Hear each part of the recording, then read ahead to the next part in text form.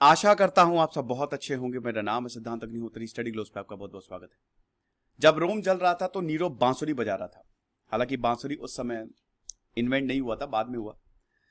Fiddle बजा रहा था बेसिकली, लेकिन बांसुरी बोला जाता है।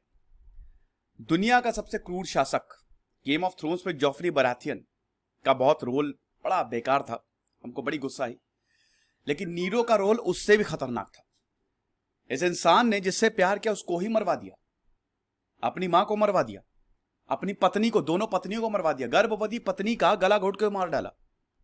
ये इतना क्रूर था, इतना क्रूर था कि इसको आदेश निकाल दिया, राजा था ये रोम का, इसके ऊपर आदेश निकाल दिया, इसको पीट पीट के मार डालो, जहां पे भी मिले मार डालो। तो नीरो का अंत कैसा हुआ? नीरो कौन था? बायोग्राफी सीरीज शुरू है, लॉन्ग बायोग्राफी। दोस्तों, कोर्स वर्क में मैं बहुत ज्यादा बिजी था, अभी भी हूं, लेकिन कोशिश करूंगा कि मैं 2-3 दिन में बेहतरीन बायोग्राफी आपके सामने लेके आऊं। तो नीरो की हम बात करेंगे। बहुत मजा आने वाला है इस लेक्चर में, बहुत कुछ आपको जानने को मिलेगा।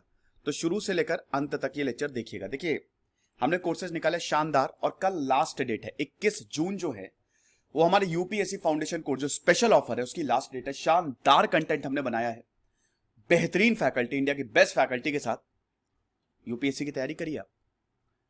तो ऐप डाउनलोड करें, डिस्क्रिप्शन कमेंट बॉक्स में लिंक दिया है। चैनल को जरूर सब्सक्राइब करें, हर हाल में तुरंत इसको सब्सक्राइब करें, क्योंकि ग्रोथ यहां थोड़ी रुक सी गई है, मजा नहीं आ रहा। इंस्टा पे मुझे फॉलो करो, टेलीग्राम पे है। तो पहले तो हम एक थोड़ा सा ब्रीफ जान लेते हैं कि रोल ये था कौन। ठीक है, को मैं इसको पहले, ये पता नहीं यार क्या हो गया कि मैं जैसे स्लाइड बदलता हूं, कोई आइडिया तो मुझे बताओ। तो अपने आप ये एरो में चेंज हो जाता है। तो नीरो क्लॉडियस सीजर ऑगस्टस जर्मेनिशस 15 दिसंबर 37 एडी में ये जन्मा था, यानी कि आज से 2000 साल पहले इसका जन्म हुआ। ये he was actually Julio Claudian dynasty last था ये। He was basically the 5th emperor of Rome. देखिए, रोम के बारे में बताऊं तो रोम का मैंने पूरा इतिहास, रोमन एम्पायर कवर किया है। रोम का जो इतिहास है, रोमन एम्पायर सबसे बड़ा रहा। रोमन एम्पायर जो है उसकी शुरुआत आज से 2500 साल पहले हो जाती है। वो डेमोक्रेसी तब था। ठीक है, फिर हम ये देखते हैं कि रोम की मिलिट्री बहुत ज्यादा ताकतवर हो जाती है। रोम पूरे यूरोप को राज करने लगा था। क्यों? क्योंकि उसकी मिलिट्री बहुत ज्यादा ताकतवर हो गई थी। रोम पहले एक डेमोक्रेसी था। डेमोक्रेसी मतलब वहां पे लोग चुन के आते थे, जिनकी काउंसिल होती थी। ठीक है, चुन के आते थे, और उसके बाद हालांकि वो सब वेल्थ पे डिपेंड करता था। लेकिन देखिए, इस पे मैं इतना ज्यादा नहीं जाऊंगा, मैं एक छोटा सा बैकग्राउंड बता दे रहा हूं। मैं, हमारा जो मेन फोकस रहेगा वो नीरो पे रहेगा। रोमन एम्पायर पे ऑलरेडी मैंने बहुत सारे लेक्चर्स लिए हुए हैं। तो इनके पास मिलिट्री बहुत ज्यादा थी, और फिर हम ये देखते हैं कि मिलिट्री में से लीडर्स निकले जिन्होंने रोम के लिए लड़ाई छेड़ दी। तो अब हम ये देखते हैं कि उसमें से जो जीता उसका नाम था जूलियस सीजर। जूलियस सीजर जीता, और जूलियस सीजर के हाथ में पूरा कंट्रोल आ गया। समझ गए? यानी कि रोम जो है पहले एक डेमोक्रेसी, बाद में एक डिक्टेटरशिप टाइप का हिसाब किताब हो गया वहां पे। देन हम ये देखते हैं कि उसके बाद जूलियस सीजर को मार दिया।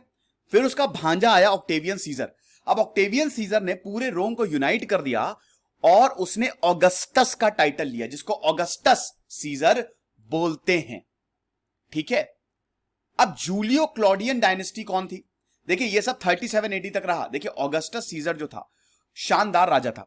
देखो यार, एक चीज सिंपल समझ लो, चाहे डिक्टेटरशिप हो, चाहे डेमोक्रेसी हो, चाहे कुछ भी हो, अगर जनता खुश है उसको कोई फर्क नहीं पड़ता। मेन एम ये होता है कि जनता को खुश रख लो तुम, चाहे कोई भी रूल चल कर रहा हो। तो अगर जनता को खुश रखोगे तो क्या दिक्कत है? ऑगस्टस सीजर जनता को खुश रखते थे, लोग इनसे बहुत खुश थे। ऑगस्टस से ये एक्सपैंड कर रहे थे, और रोमन एम्पायर बहुत तेजी से बढ़ रहा था। अब रोमन एम्पायर बाद में स्प्लिट हो गया, एक वेस्ट हो गया और एक ईस्ट हो गया। जो वेस्ट वाला रोमन एम्पायर था उस पर बार बार रेड्स होती थी, ये खत्म हो गया। फिर अल्टीमेटली बाइजेंटीन एम्पायर बचा, ठीक है, जो कि वाला ईस्ट वाला था, और ये 1300 सालों तक चलता है। रोमन एम्पायर ने पूरे यूरोप पे राज किया। पता नहीं कुत्ता क्यों भौंक रहा है ठीक है, थोड़ा सा कॉम्प्रोमाइज करो। तो पूरे यूरोप पे रोमन एम्पायर, खाली इटली नहीं है, पूरा यूरोप, जो सीट थी गवर्निंग की वो रोम थी बस। ठीक है, तो पूरे यूरोप क्या, कुछ पार्ट्स ऑफ एशिया पे भी राज करता था। तो ये रोमन एम्पायर था। तो जूलियो क्लॉडियन डायनेस्टी की बात करें तो पहले 5 एम्परर, जिसमें आपका सबसे पहले ऑगस्टस मैंने अभी आपको बताया, फिर टाइबेरियस, फिर कैलिगुला, फिर क्लॉडियस और आखिरी था नीरो। ये थे 27 बीसी को, 27 बीसी को जैसे ही ऑगस्टस ने टाइटल, मतलब ऑक्टेवियन सीजर आया जो कि भांजा था। देखिए बहुत लड़ाइयां हुई हैं गद्दी के लिए, अल्टीमेटली जीता ऑगस्टस, ट्राइपार्टाइट एग्रीमेंट भी हुआ, जो मिलिट्री रूलर्स थे, लेकिन ऑगस्टस ने बाजी मारी। तो 27 बीसी में इसको फाउंड किया गया, ठीक है। और फाइनल रूलर था नीरो, और इन सब ने रोमन एम्परर का टाइटल लिया। ओके, नीरो का रूल इतना खराब था कि इसके बाद इसको खत्म ही कर दिया, जूलियो क्लॉडियन डायनेस्टी लाइन वो खत्म ही हो गई, ठीक है। तो ये चीज है। अब क्लॉडियस का ये एडॉप्टेड सन था, क्या आपको पता है? क्लॉडियस ने इसको एडॉप्ट किया था जब ये 13 साल का था, और 17 साल की ही उम्र में इसको थ्रोन पे बैठा दिया। नीरो का एक्चुअली सपोर्ट बहुत तगड़ा था। एक्चुअली क्या था ना कि रोम में लोअर क्लास सिटीजन्स बहुत ज्यादा थे, और लोअर क्लास सिटीजन नीरो को बहुत सपोर्ट करते थे। लेकिन वही है ना कि नीरो का जो रूल था, लोग गलत साबित हुए। इसने रिलीजियस परसिक्यूशन की, इसने टायरानी मतलब भयंकर अत्याचार किए, जिसको चाहता था उसको मार देता था। और ये आर्टिस्ट था, आपको पता है। इधर जनता परेशान, ये जाके एक्ट कर रहे हैं, ये एक्टिंग कर रहे हैं थिएटर्स में जाके, थिएटर्स में क्लासेस ले रहे हैं बैठ के। जब ये मरा था तब भी बहुत लंबी चौड़ी इन्होंने लाइन बोली थी, हालांकि अभी तक, अरे यार ये सस्पेंस नहीं खोलूंगा मैं, कुछ तो सस्पेंस होने दो। ओके, तो इसका जन्म जो है वो 37 एडी में हुआ था, ठीक है। कहां पे हुआ था? एंटियम, जो कि साउथ ऑफ रोम में पड़ता है, ठीक है। अब जैसा कि मैंने बताया कि जब नीरो 2 साल का था, 2 साल की ही उम्र में इसके पिताजी का देहांत हो गया। और इसकी जो माता थी एग्रिपीना, ध्यान दीजिएगा, ये एग्रिपीना जो है ना, ये नीरो के लिए कवच थी। इसी ने ही नीरो को बहुत आगे बढ़ाया, और ऐसा बोला जाता है कि नीरो ने अपनी मां के साथ भी अवैध संबंध बनाए। यस, जब अग्रिपीना को मरवाने भेजा नीरो ने, तो अग्रिपीना ने यह बोला, कुछ एक्सपर्ट्स का मानना है कि मुझे पेट में मारना, क्योंकि यहां पे ही नीरो का पाप पल रहा है। अग्रिपीना नीरो से इतना ज्यादा प्यार करती थी, वो अपने बच्चे को अपने आप से अलग ही नहीं होने देती थी, और उन्होंने ही नीरो की वजह से बहुत तख्ता पलट किया है। समझ रहे हैं? तो आप ये समझिए कि जब इनके पिताजी का देहांत हुआ, तब अग्रिपीना ने क्लॉडियस से शादी कर ली। जैसा कि मैंने बताया कि शुरुआत में ही इनकी माताजी नीरो को बहुत ज्यादा प्रोटेक्टेड रखती थी। अब नीरो की माताजी की शादी हुई है इतने बड़े एम्परर से। क्लॉडियस का बेटा तो है नहीं, सेनेका द यंगर ने इसको मतलब शिक्षा दी, काफी शिक्षा दी, classical education, Greek, philosophy, rhetoric, ये सब इनको पढ़ाया गया। और नीरो चाहता था कि मुझे ये सब ना पढ़ाया जाए। शुरुआत में नीरो ने बड़े नाटक दिखाए कि यार मुझे नहीं पढ़ना है, भागने की भी कई बार कोशिश की, लेकिन ये असफल रहा, भाग नहीं पाया। बाद में नीरो ने यही स्टडी को, यही एजुकेशन को यूज करके, इनकी फॉरेन पॉलिसी जो थी, रोम की फॉरेन पॉलिसी शानदार थी, तो नीरो का उसमें हस्तक्षेप था, ठीक है। नीरो का जो मेन फोकस था ना, वो डिप्लोमेसी और ट्रेड पे ज्यादा था।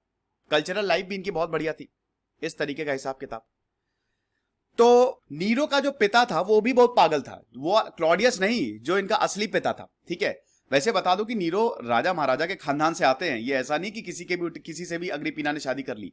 नीरो ऑगस्टस का पोता था, ठीक है ना। ही was actually the grandson of former emperor Augustus, ठीक है। तो नीरो का जो फादर था, जो पिता था, डोमिटियस, 40 एडी में इसका देहांत हुआ, ठीक है। नीरो के पिता का, मतलब जब नीरो 3 साल का था।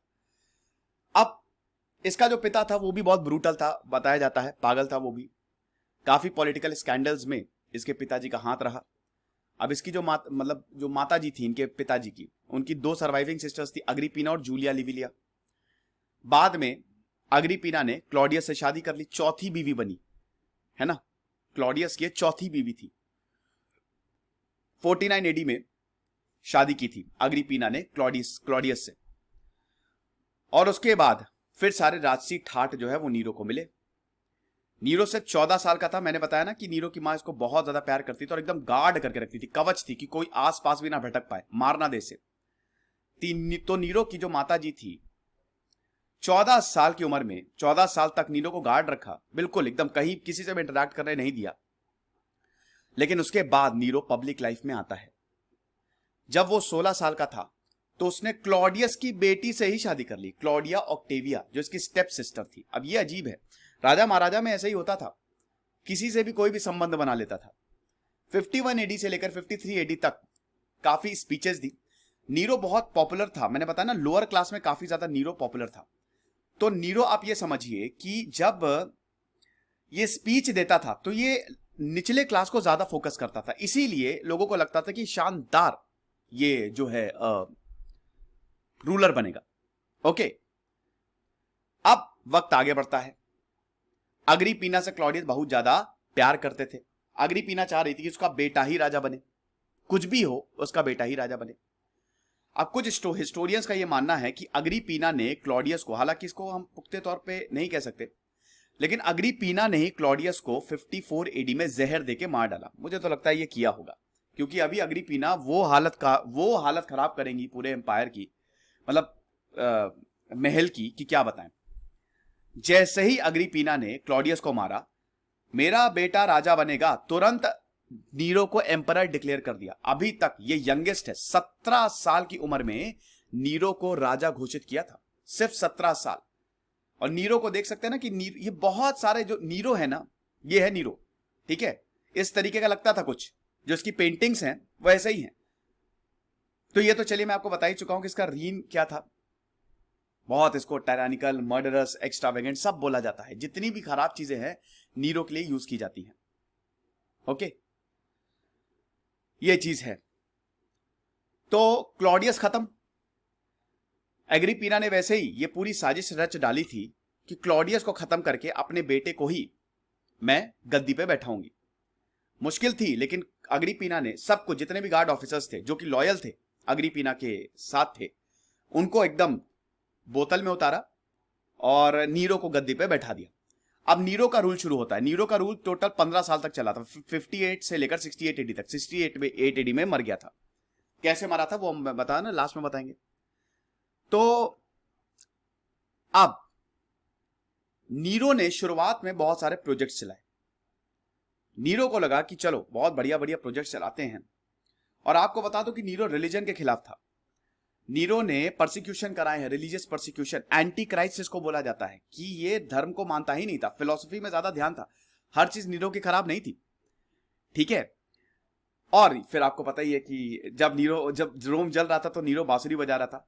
अब ऐसा बोला जाता कि नीरो ने जानबूझ के रोम को जलाया। नीरो ने ही आग लगवाई थी। नीरो चाहता था कि रोम का दोबारा निर्माण किया जाए। हालांकि इस आग की चपेट में इसका महल भी आ गया, और महल का इसने बहुत भव्य निर्माण कराया। अब यही सब देख के लोग इससे बहुत ज्यादा गुस्सा हो गए। तो 16 साल की उम्र में सिर्फ 54 एडी में इसको एम्परर बना दिया गया। और जैसा कि मैंने बताया कि शुरुआत के 5 साल रीनो रीन के काफी डिस्प्यूटेड थे।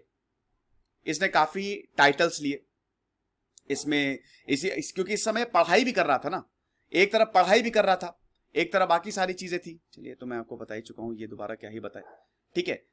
तो सब कुछ हो रहा था। नीरो की जो ट्यूटर थी उसने पहली स्पीच, वही सेनेका ने इसकी पहली स्पीच जो है वो कवर की। शुरुआत में इसको कोई पॉलिटिक्स में इंटरेस्ट भी नहीं था। देखिए यहां पे क्या था ना, कि एक तरफ नीरो जो है वो अपना जो उसको बना वो कर रहा था, वो खाली नाम का रूलर था। एक्चुअली जो रूल कर रही थी वो इसकी मदर एग्रिपीना थी। जितने भी पॉलिटिकल राइवल्स थे एक के बाद एक अग्रिपीना ने मरवाना शुरू कर दिया। जो भी नीरो के खिलाफ खड़ा होता था अग्रिपीना अगले ही दिन उसको मरवा देती थी या फिर जेल में बंद कर देती थी। ऐसा था। नीरो ने फिर अब थोड़ी एक्टिव पॉलिटिक्स में पार्ट लेना भी शुरू कर दिया। लेकिन वही है ना कि एंशिएंट सोर्सेज यही बोलते हैं कि नीरो का पर्सनल इन्वॉल्वमेंट इतना था नहीं, ठीक है ना। और पॉलिसी जो है वो ठीक थी। नीरो हालांकि ज्यादातर ऑक्टेवियन सीजर को ही फॉलो कर रहा था, ऑगस्टस को ही फॉलो कर रहा था। अब धीमे धीमे जब नीरो को सब कुछ समझ में आने लगा, तब आप ये समझिए कि अब नीरो को पता चला कि यार देखो, नीरो को कोई चीज ज्यादा समय तक भाती ही नहीं थी, वो बहुत जल्दी बोर हो जाता था। तो नीरो ने अपनी मां को मरवा दिया था। अब 59 एडी में, 5 साल बाद ही 59 एडी में इसने अपनी मां को मरवा दिया। अब क्यों मरवाया ये अभी तक क्लियर नहीं है। नीरो की जो माता जी हैं अग्रिपीना, वो अपने बेटे को अपने वश में करना चाहती थी। मतलब वो अपने बेटे से हद से ज्यादा अटैच थी। वो नहीं चाहती थी इसका बेटा किसी के साथ है, किसी के साथ संबंध बनाए। और ऐसा बोला जाता है कि नीरो की मां ने, मतलब he was actually involve in incest. Nero की मां ने नीरो के साथ संबंध बनाए सिर्फ उसको कंट्रोल करने के लिए, ऐसा बोला जाता है। हालांकि नीरो ने अपनी मदर को क्यों मरवाया, मां को क्यों मरवाया, यह अभी तक क्लियर नहीं है। एक्चुअली अग्रिपीना, मैंने बताया ना कि बिल्कुल पास नहीं आने देना चाहती थी नीरो के किसी से।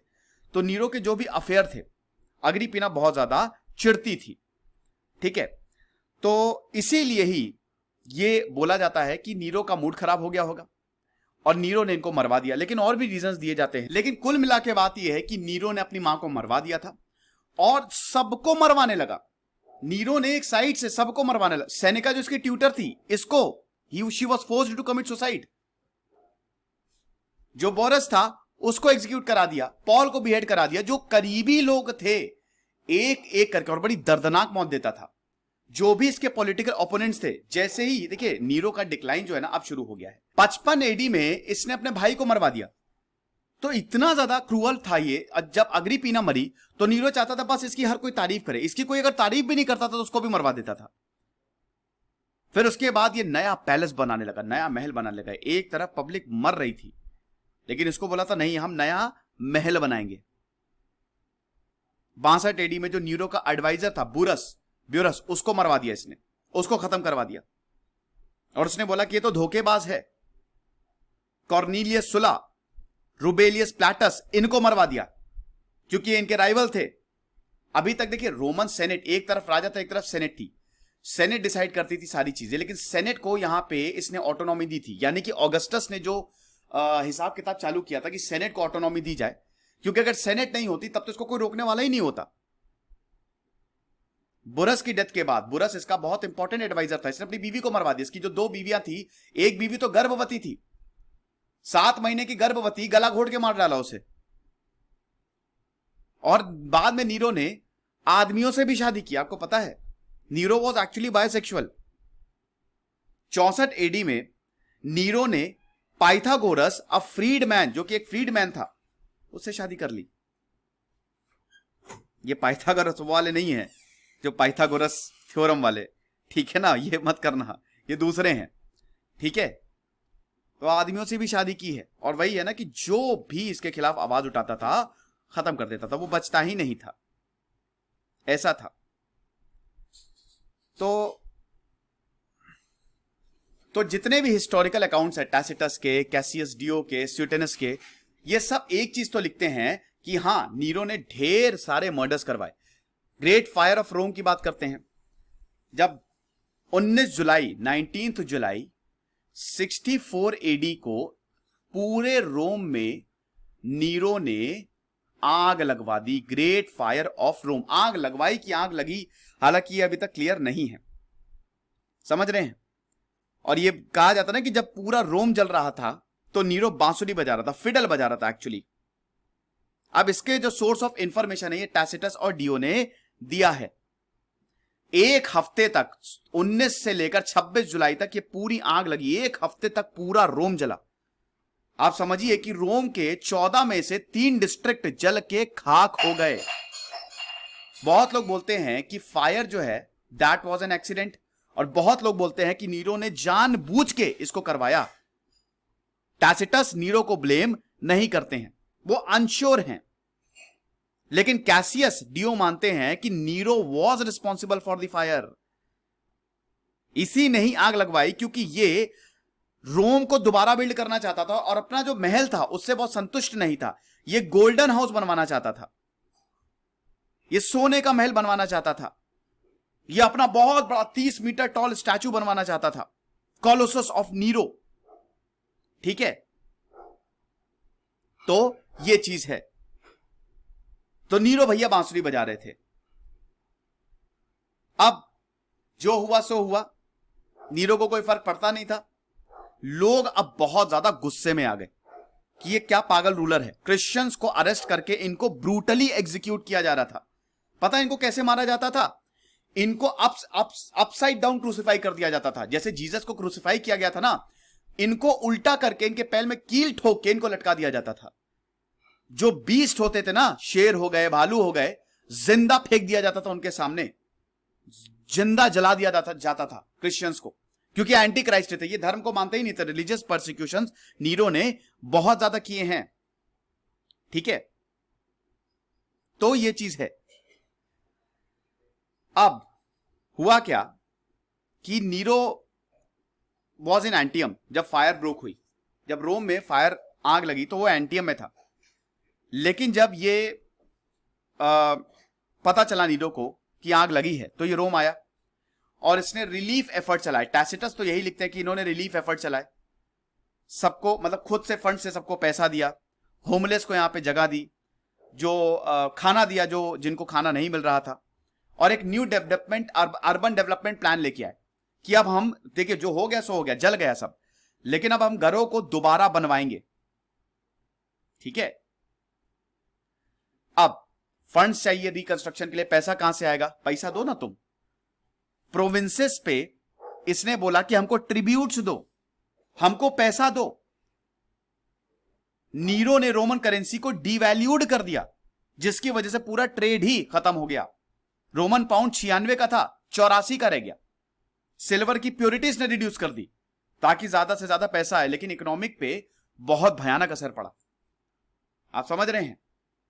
अब हम बात करते हैं लेटर ईयर्स की, 65 एडी आते आते अब बहुत सारे लोगों ने इसमें गायस, काल्पुर्नियस, पीसो हम बोलेंगे, रुको एक मिनट, हां अब सही है। इन्होंने नीरो के खिलाफ षड्यंत्र रचना शुरू कर दिया कि ऐसे चलेगा नहीं। इसने जो गार्ड्स थे, जो महल के वो लोग जो नीरो से चिढ़ते थे, उन सबको बोतल में उतारा और यही बोला कि भैया वक्त आ गया है स्टेट को रेस्क्यू करने का, रिपब्लिक को रिस्टोर करने का। यह बहुत ज्यादा जरूरी है। अगर रिपब्लिक रिस्टोर नहीं होगी तो नीरो पूरे रोम को ही बर्बाद कर देगा।